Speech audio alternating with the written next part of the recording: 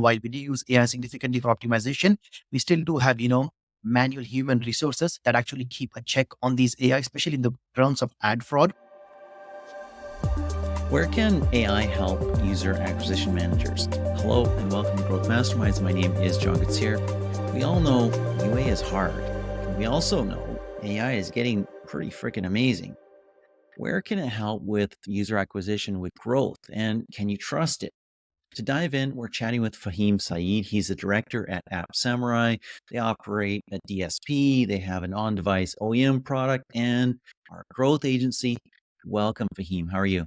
Hey, John, I'm good. I'm good. Thank you for having me. I hope you're well. I am well also. Thank you. It's chilly though. It's winter here in the Northern Hemisphere and it sucks. You're in New York. So sometimes it's cold, sometimes it's warm. I've been in New York in the winter and one day it was like snowing and slush on the streets. And the next day it was sunshine, blue sky, and I was walking out in a t-shirt. So New York is crazy that way. It is. So we started off the week at 65 degrees. Now we are down to 33. So as you mentioned, it's New York, doesn't fail to impress you. I speak Celsius. I don't understand that Fahrenheit crap, but it's all good. Let's get on our topic here. When you're making a successful campaign, there's creative, there's targeting, there's some kind of offer, there's measurement, there's optimization. Where can AI help the most? And has somebody made like a chat GPT for market my game? Right, John. So everybody is trying to build out a custom GPT with the whole chat GPT-4 in play. So recently there was actually one of these LinkedIn influencers that released a GPT that would help you design a certain workflow for a game. So let's say if you wake up one day with a bright idea, hey, I'm going to write a game, right? So where do you start off? What tools would you need? How would you build a game? How would you monetize it? How would you do user acquisition? So there's a whole GPT that's built around that. That's very interesting. But the way you asked this kind of, so back in the day, let's say designing a game was quite a complicated task. And then with AI in place, what it has done is it has taken a lot of workload off. So let's say you are an indie game developer. So back in the day, probably you might need a couple of freelancing outsourced people that would help you build a certain game out. But now with these resources from AI, with a 1 or 2 man show, you can actually build out a certain project, do a quick soft launch, use A/B testing. Even the creatives can be designed by an AI. So things like these are something that have been adding great value in at least the game creation process.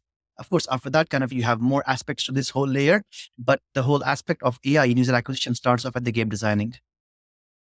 I noticed your light is going on and It off, is. so It is. It is. I don't I'm know sorry. this. It's a bit of a New York thing, but I think we should be good for the rest of the show. Yeah, no, New York's a third world country. I'm very familiar with it. I've stayed in a lot of hotels there, including ones that were not the $400 a night variety. So I've been there, done that. So what you're saying is there's a lot of capability for AI to help with growing a game. Frankly, game idea. You can ask ChatGPT for lots of game ideas and bounce ideas off of it. There's a lot of stuff there. And yes, there's a lot of stuff for generative AI for art and for elements of your game and other things like that, even parts of coding it, and maybe big parts. And there's obviously no code tools as well. In terms of the marketing stuff, in terms of the ad tech stuff specifically, what's the most useful stuff that you've seen in terms of AI? So a lot of the apps usually they tend to outsource user acquisition to app growth agencies. While you could do a soft launch, you could do some A/B testing on Facebook and Google. Now, keeping in mind that you are a single one-man show and you don't have a big army of UA managers, especially in the world of agencies and ad tech platforms, is where AI has been quite game-changing. A lot of it has to do with optimization.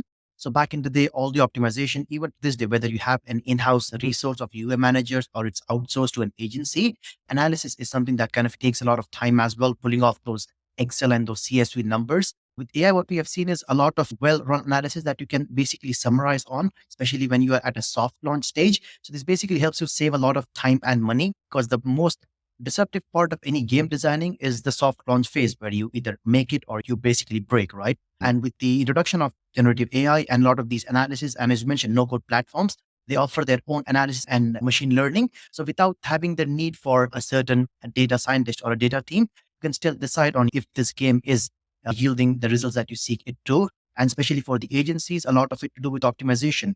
So as you grow a game, you have more and more data in-house. Now, once you have all of this data, right, you are able to build out an audience. So building an audience, setting up personalization, recommendation, which user base is the best, depending on the genre of the game. You got casual, hyper casual, mid-core. So, what audience is fitting in which creative, which realm of things. I think that's what AI is stepping in its game as well. Yeah, I know Singular, for instance, is using AI with some high level data science to understand what's going on, to model what's going on, let's say with SCAD network data, that sort of thing, to model it with other data, predict what is going to happen, D3, D7, D30, all that sort of stuff, and seeing a lot of data.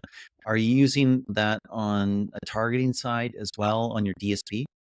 So Singular is a very big partner for App Summer for the past 2 years as well. So all the data prints that Singular has, for example. So when we do have a customer on the DSP or on the offerable side for games, we do leverage these kind of data points. Singular gives us all these ideas on an X amount of users are reaching level 10, level 20, for example, right? So based on that, we do have an optimization mechanism. While I do mention that while we do use AI significantly for optimization, we still do have, manual human resources that actually keep a check on these AI, especially in the realms of ad fraud. A lot of ad fraud has been going on. And as of yet, at least in my experience, I haven't seen AI being used in the realm of preventing ad fraud at a scale. So while the analysis does come in that, hey, X amount of users amount to Y amount of levels or in-ad revenues that you basically see reflect on MMP, but you still need that human intervention to read through those MMP layers and actually build an audience as well. Talk about campaign optimization. This is a challenging thing, right? It was challenging when there was full on IDFA on iOS, and it's still challenging on Android with the GID, which we know it's not going to be here forever and probably going to disappear sometime in early to mid 2024. But that's something that would be amazing to automate theoretically, right? Theoretically, hey, AI, look at all my campaigns, see what's working, see what's happening on the measurement side, optimize in real time or semi real time or on a schedule or something like that, and go where the money is, right? So theoretically, that sounds like something really amazing. And there are certainly some tools out there that you can get that can automate bids and budgets and things like that. How confident are you in tools like that? So recently, actually, we did John, build our own API as well. So in a realm where you have an advertiser that looks to automate a certain campaign creation process. So our APIs are able to plug into their backend platforms. The idea here is that they can automatically launch campaigns, they can set bids. The optimization, although it's not perfect, we are still getting real close. So because right now we do serve over 150 different customers, we have a team of 30 people at max. But we still have seen that all of these automatic optimizations, especially once the human input set certain limits on what is good, what is mid, what is bad. Once you teach that algorithm how to balance between that ROI and ROAS bits, that's when we have seen them work well. Again, it's not perfect, but it's just a start. So as time goes by, definitely that optimization is a big thing in the AI space. You really have to trust your measurement to be able to automate it and to give some control over to AI, right? You really have to. And when you had a full on IDFA, and right now on Android, when you have a GID, there's perhaps some higher level of trust in some way because you have some trackability, you have some behavioral characteristics that you can see in other places where somebody came from, all that stuff under scan and as it's coming privacy sandbox, I think AI for targeting and for campaign optimization is going to get more challenging. Maybe that's better for AI because it's harder. Maybe, I don't know. True. And recently, a couple of new SDKs have been rolling out in the market that basically increase your opt in rates to make sure that you are asking the user at the perfect time to enable them to opt in and hence enabling you to track down as well. But so far, nothing of a perfect solution yet. Scan 4, Scan 5, they all have their own limitations and barriers as well. Even the marketers that have been in the industry for a long time are still having that challenge. MMPs, ad tech platforms all together. So as you mentioned, for AI to step that up would be a challenge, but at the same time, I think that would be an opportunity as well for bright minds, people in the industry to actually stand out, companies to stand out that, hey, although your AI can do this and this, our platform can actually help you yield this with the scan in place. I was just thinking, I had to laugh to myself. You are not a slow talker. There are some people that they listen to their podcasts at 1.2x, 1.5x speed. They're not going to be able to do that. I'm default at 1.5x. Default at 1.5x. I love it. Awesome. So AI for marketing is not quite set it and forget it at this point. You want a human in the loop. That makes sense. Excellent. On the creative side, I have seen a lot of people who are using generative AI solutions to augment what their people are doing and to kind of 10x what one creative can create, right? That's pretty cool. That's pretty interesting. I haven't seen the perfect solution yet that totally gets your brand and totally gets the pieces of your art that can't change. Like, this is my guy, this is the character, this is the woman in my ads that I want every time. And I haven't seen the perfect solution for doing that, but I assume that's coming as well. I want to move on a little bit. You've come out with a new ad unit, and I don't know that it's related to AI, but you've come out with it. It's interesting. I want to talk about it. It's called Rewarded Playtime. What the heck is that? Yeah, so ad units are very important. So once a game is well in motion, you need something to monetize the game with. So you have your rewarded videos, you have interstitials, banners, and all the good stuff. And then basically in the recent years, let's say something of called as a rewarded playtime or a play to earn, as the name suggests, is a unique ad unit. So basically every time a user interacts with that specific ad, they get paid. Now, this payment is not real currency, as that is not perfectly permitted as well, but these are virtual currency, virtual tokens. So imagine you hop onto a certain app and offers for every minute you spend your time playing this game or discovering this app, the app owner would actually pay you in virtual currency or points inside that game. The idea here, John, was in offer walls, the common barrier was you would reward the user to actually, let's say, install the app and probably hit a certain level and reward them for that, but that's about it.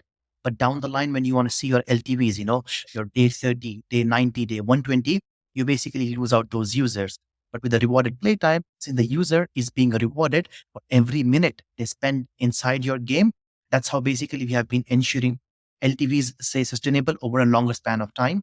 That was the concept of a rewarded playtime, both from a user acquisition perspective and from a monetization angle as well.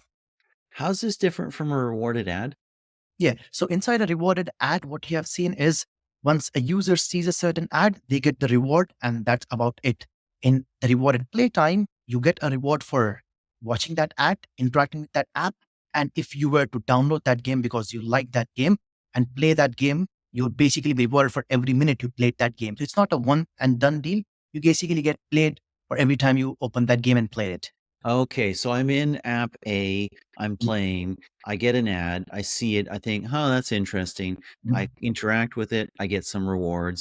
I tap on it and actually install the advertised app. And I eventually actually open that app, play that app. And every minute that I spend playing in that app B, the second one, the advertised app, I get rewards in app A. Exactly, exactly.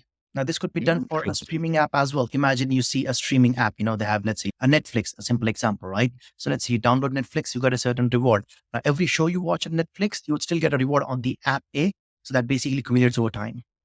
Okay, interesting concept because, of course, there's a cannibalization nature to mobile ads in games, right? Like, I have a game, stay in my game, but here's all these ads for other games. Go play that game. No, but come back. So, What we have seen is that we did a survey across over 500 users, and almost 80% of the users did come back saying that they would actually tend to play a certain game that rewards them over time. Because for the users, it's a pick and choose, right? So, because they're investing their time, if you're a user, you're investing your time on the offer wall, discovering a new game, discovering a new offer.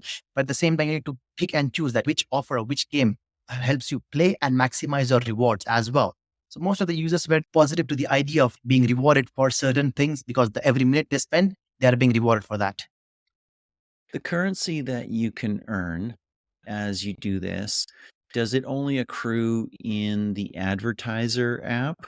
Or can it become part of a broader network where you have currency just for engaging with ads and also taking actions and potentially spend it in multiple apps? Exactly, both. So right now, for example, inside our SDK that App Samurai offers, you have the option to basically accrue all of these currency or points and basically cash out via PayPal, cash out via Google Play cards, Amazon gift cards. Over time, you would have more deals, discount offers from Domino's and other credit cards. So we're trying to expand that ecosystem because we have seen that more and more user base is being accrued. So the broader cash out offers you give them, the more broader of an audience you can reach them, hence helping both the advertiser and the publisher for monetization. Let's say I'm a studio, a publishing studio, and I have 50 apps. Can I have one wallet across all of them? In theory, yes, that is easily possible as well. And especially with the blockchain wallets in place, it's much more easier to streamline those tokens. You don't need to physically hold any money or attach your credit cards or debit cards, hence keeping it much more safer as well. So theoretically, yes, but probably not. The functionality is not built in the SDK yet. Exactly, because the industry isn't there yet, to be honest, John. It's still a new concept, so it's still a bit slow. People are catching on to it quick. So as time goes by, we hope to make it more and more compatible with all of these new features as well. Yeah, I gotta say, if I'm Rovio or if I'm Supercell or if I'm King or something like that, I'm thinking about things like that, right? I'm thinking about a King wallet or a Rovio wallet or something like that.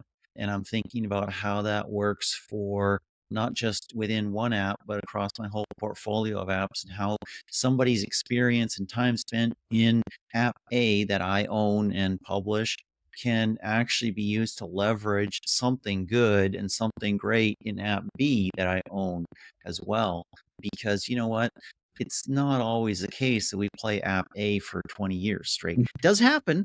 Does happen. I've talked to Talking Tom and, and there are people, and they've had people playing the game for 10 years straight. And I've talked to Rovio, and they've had people playing Angry Birds for, I think that's a decade as well. I'm not 100% certain. It might be even longer than a decade, but they have had people playing from day one. I can't imagine what those accounts look like. That's a But good LTV, John. That's a good LTV as well. That's what we aim for. So when you keep that's on like playing over infinity time, LTV. yes, It's off the that's the North Star metric, John. That's a North Star metric, right? So when you want the higher LTV, we have seen this concept work much more better than a rewarded ad or an interstitial in any case, because it's basically play to earn. The more you spend your time, the more you get paid. You see it across inside your game, outside your game, cash out on PayPal, Amazon gift cards. It's a whole ecosystem out there, John. Okay. Okay. Very cool. Well, it's been a pleasure to meet and to chat, and I look forward to learning more as we connect again.